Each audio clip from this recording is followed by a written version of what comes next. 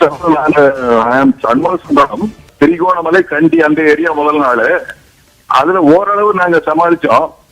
நாங்க வந்து நெவரோலியா எங்களுக்கு அடுத்த ப்ரோக்ராம் நெவரோலியால தான் எங்களுக்கு வந்து ரெண்டு நைட்டு நாங்க வந்து லேடிஸ் வரைக்கும் ஒரு 15 லேடிஸ் அவங்க வரைக்கும் பக்காவா அவங்க சேஃப்டி அரேஞ்ச் பண்ணிட்டு நாங்க டிராவல் பண்ண பஸ்லயே 2 நாளை கழிச்சோம்.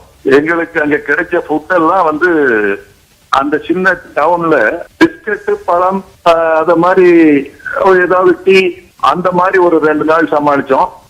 அகைன் அந்த 3ஆவது நாள் மார்னிங் தான் எங்களுக்கு ஒரு பரோட்டா அந்த மாதிரி கிடைச்சது.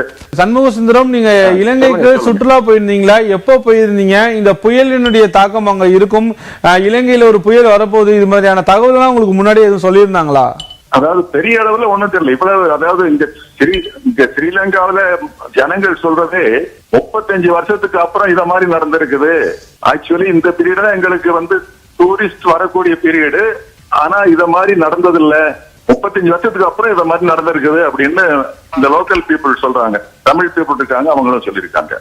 நிச்சயமா சண்முக சுந்தரம், இப்போ இலங்கையிலிருந்து நீங்க எப்பொழுது தாயகம் திரும்பலான் இருக்கீங்க? நீங்க அங்க இலங்கை அரசாங்கத்திற்கு வைக்கக்கூடிய கோரிக்கை அப்படின்னு எதுவும் இருக்கா? எங்களோட Indian high commission, Sri Lankan officials and இன்னும் திரு ஏகே விஜயன் தமிழ்நாடு ரெப்ரசன்டேட்டிவ் டெல்லி அவரு இவங்க எல்லாம் பேசிக்கிட்டு இருக்காங்க. இப்போ எங்களை பொறுத்த வரைக்கும் இந்த 29 பேருக்கும் இன்னைக்கு ஈவினிங் 6:30 பிளைட். அதை விட்டாச்சுன்னா எங்களுக்கு வந்து அடுத்த பிளைட் எங்களுக்கு எப்ப கிடைக்கும் எதுன்னு தெரியல. அதனால we are slowly அப்படி கொஞ்சம் கொஞ்சமா ஒரு 40 கிலோமீட்டர் 30 கிலோமீட்டர் கிளியரன்ஸ் பார்த்து கொழும்பு நோக்கி போய்கிட்டு இருக்கிறோம். மத்திய வெளியுறவுத்துறை அமைச்சர் ஜெய்சங்கர் ஒரு முக்கியமான கருத்தை சொல்லியிருக்கிறாரு. இலங்கைக்கு தேவையான அனைத்து வசதிகளும் செஞ்சு கொடுத்துட்டு இருக்கோம், அங்கு சிக்கி தவிக்கக்கூடிய இந்தியர்களையும் மீட்பதற்கான நடவடிக்கைகளை தான் மத்திய அரசு இருந்து வருகிறதா சொல்றாங்க. நிச்சயமா உங்களை ஒரு பாதுகாப்பான இடத்திற்கு அழைத்து வரப்பட்டு நீங்கள் மீண்டும் தாயகம் திரும்புவீங்கன்னு நம்புறோம். நீங்கள் பயப்படாம ரொம்ப தைரியமாவே இருங்க. உங்களுக்கு தேவையான அனைத்து வசதிகளும் அரசாங்கம் செய்துன்னு தான் நம்ம எதிர்பார்த்துட்டு இருக்கோம். இந்த ஃபெசிலிட்டி எல்லாம் நாங்க இன்னும் அவைல் பண்ணிக்கல. ஏன்னா நாங்களும் மூவிங்ல இருக்கிறோம். எங்களுக்கு ஏர்போர்ட் போன பிறகு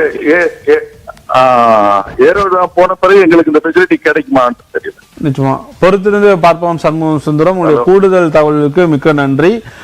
இலங்கையில் இன்று காலை வரை 159 பேர் உயிரிழந்ததாக கூறப்பட்டு வந்த நிலையில தற்பொழுது இலங்கையில் இருந்து முக்கியமான செய்தி வந்திருக்கிறது.